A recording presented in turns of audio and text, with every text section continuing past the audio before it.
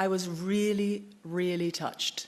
It really means a lot to me. I think it might be clear after last night what it means to me. This is the root of the rest of my life. This is the root of my filmmaking life.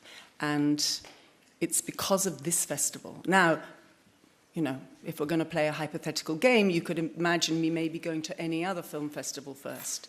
It probably would have made a huge effect. But there is an internationalist core in this film festival.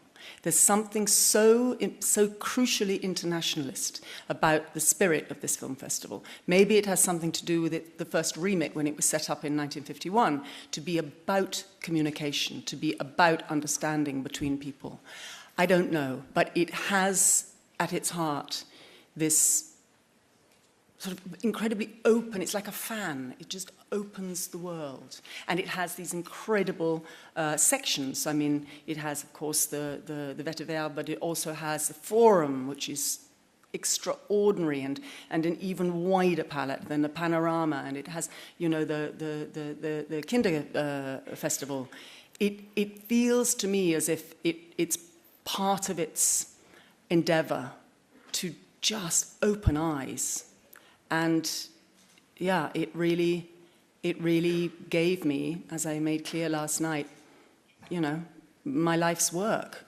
And so it means an enormous amount. It's like, you know, it's no secret that I wasn't very happy at school, but this was my school. So it's like your school giving you a very beautiful golden bear and saying, keep going. It's a lovely thing. The question is, could you imagine that the movie was made about you, like biopic about Tilda? So I would like to hear your position regarding the BDS, the boycott over Israeli academic and cultural artists and institutes. Thank you. I'm a great admirer of and have a great deal of respect for BDS. And I think about it a lot. I am here today and yesterday and tomorrow and the next day because I decided to come. I decided it was more important for me to come. I was given, thanks to the festival, a platform, as I am given today, which I decided in a personal moment, was potentially more useful to all our causes than me not turning up. It was a judgment call and a personal judgment call that I take full responsibility for. But I have enormous respect and understanding of the need for people to find ways of being powerful, because what we're all up against is this feeling of powerlessness. And this is, in a way, the most difficult thing that we're all having to cope with right now, is this feeling of helplessness, this feeling of powerlessness. And so any powerful action, gesture we can make feels like a good option.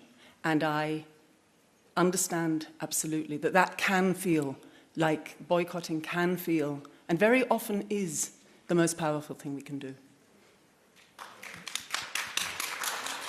Thank you. Yeah, I confess my love also because it's symbolic on the 14th of February.